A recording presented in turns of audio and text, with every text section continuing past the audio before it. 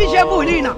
من هو الصعيد جابوه لينا؟ اللي ما قدش على التولي ديال الراجا ما يلعبوش، يمشي بحال هذا صافي هلكونا، خلينا منهم الله محنونه. قبل ما نهضروا على الماتش ديال الرجاء وتوارقه، اليوم كانت واحد الجلسه ما بين المدرب والرئيس، وغالبا ولا 50% يقدر يكون المغادره ديالو، وغالبا نقدروا نشوفوا حفيظ عبد الصادق في الماتش الجاي ضد المحمديه نهار الحد. حفيظ عبد الصادق اللي دوز مع الرجاء وداز مفاخير وكان مع الطاقم التقني ديال بنزرتي في كاس العالم للانديه، وحتى تعيين هذا فهو كيطرح اكثر من على هذا الاستفهام واش المدرب الجديد اللي جاي واش غادي يقبل عليه ولا لا، ولا اصلا كاين اتفاق مع مدرب. هادشي اللي غنعرفوا مورا المغادره ديال سابينت. شوف اخر ماتش لعبنا البارح ضد التوارقه ومازال كاين العشوائيه في التسيير ملي انت جايب حفيظ عبد الصادق، اذا انت علاش اصلا فرط في الجناني؟ هاد العشوائيه في التسيير هي اللي خلات الجمهور البارح يغضب وخلاته يغادر التيران. الصراحه انا عجبتني الطريقه وكتبقى طريقه حضاريه. القوه ديال الانفعال ديال الجمهور البارح خلات سابينتو يبدل التفكير ديالو ويغير القرار ديالو في مساله المغادره ولا البقاء في الرجاء. الماتش ديال البارح كانوا فيه بزاف ديال الاحداث، وانا بالنسبه لي اهم حدث كان هو الفوز ب3 نقاط اللي غادي يخلينا قراب من الربع الاولين. استفدنا بعدا من التعادل اللي كان ما بين الوداد والجيش واللي غادي يخدم المصالح ديالنا. انتصارنا في الماتش الجاي ضد المحمديه غادي يخلينا في المركز الثالث، وهذا الشيء غادي يخدم مدرب جديد اللي غادي يجي الراجل. الا درنا نظره تقنيه على الماتش البارح فكتبان لك اللمسه ديال المدرب غائبه بتاتا، وفقط كيبان لك كل لاعب كيدير اللي كيعجبو.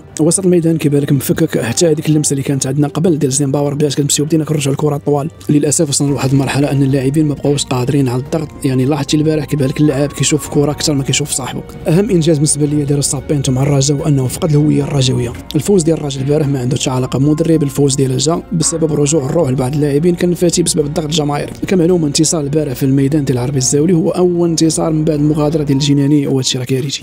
شوف المسؤوليه ماشي كامله غادي نرميوها على المدرب، صراحه حتى المنخرطين الجمهور حتى هو كيتحمل المسؤوليه ديال. علاش قلت لك الجمهور؟ تخيل معايا مثلا دابا انا بعض الجماهير كتروج الاسم ديال محمد فاخر باش يجي الرجاء، انا بغيت نعرف هذا المنطق اللي كيفكروا به مع احتراماتنا لمحمد فاخر، ولكن صراحه السؤال اللي كيطرح نفسه فينا هو فاخر دابا فينا هو في الساحه الكرويه مازال تفاريق مشادو. شوف كون على يقين الا بقى المكتب الى نهايه الموسم فغتشوف العجب، فلا يعقل فريق الرجاء كتسير بالواتساب. شوف الرجاء الا ما كانش فيه شي تغيير جذري فراه مازال غتشوف هادشي غيتكرر وغادي يتكرر. الرجاء خصو يتغير النظام الجمعوي وتحول الى نظام الشركه، واخا بزاف ديال المنخرطين ما باغيين نشموا اللي عارفين عليه، لانه كاين بزاف ديال الرؤساء دارت كفاءه عاليه لا ماليا ولا تسييريا، لكن حبسنا النظام ديال الجمعوي. مين جابوه لينا؟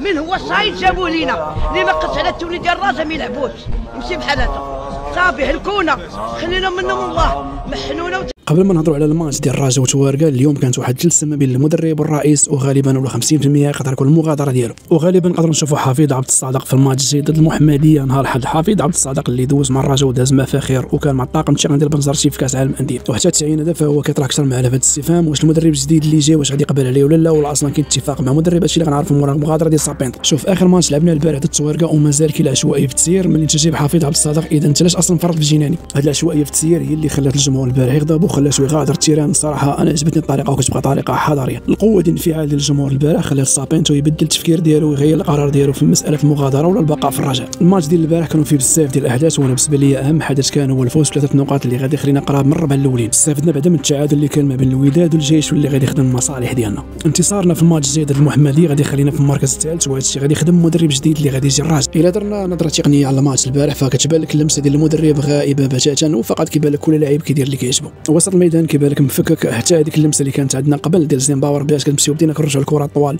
للاسف وصلنا لواحد المرحله ان اللاعبين ما بقاوش قادرين على الضغط، يعني لاحظتي البارح كيبان لك اللاعب كيشوف كره اكثر ما كيشوف صاحبه. اهم انجاز بالنسبه لي داروا سابينتو مع الرجاء هو انه فقد الهويه الرجاويه. الفوز ديال الرجاء البارح ما عنده حتى علاقه بمدرب، الفوز ديال جا بسبب رجوع الروح لبعض اللاعبين كان فاتي بسبب الضغط الجماهيري. كمعلومه انتصار البارح في الميدان ديال العربي الزاولي هو اول انتصار من بعد المغادره ديال الجناني، وهذا الشيء راه كارثي. شوف المسؤوليه ماشي كامله غادي نرميوها على المدرب، صراحه حتى المنخرطين الجمهور حتى هو كيتحمل المسؤوليه ديال. علاش قلت لك الجمهور؟ تخيل معايا مثلا دابا انا بعض الجماهير كتروج الاسم ديال محمد فاخر باش يجي الرجاء، انا بغيت نعرف هذا المنطق اللي كيفكروا به مع احتراماتنا لمحمد فاخر، ولكن صراحه السؤال اللي كيطرح نفسه فينا هو فاخر دابا فينا هو في الساحه الكرويه مازال تفاريق مشادو. شوف كون على يقين الا بقى المكتب الى نهايه الموسم فغتشوف العجب، فلا يعقل فريق الرجاء كتسير بالواتساب. شوف الرجاء الا ما كانش فيه شي تغيير جذري فراه مازال غتشوف هادشي غيتكرر وغادي يتكرر. الرجاء خصو يتغير النظام الجمعوي وتحول الى نظام الشركه، واخا بزاف ديال المنخرطين ما باغيين نشموا اللي عارفين عليه، لانه كاين بزاف ديال الرؤساء دارت كفاءه عاليه لا ماليا ولا تسييريا، لكن حبسنا النظام ديال الجمعوي.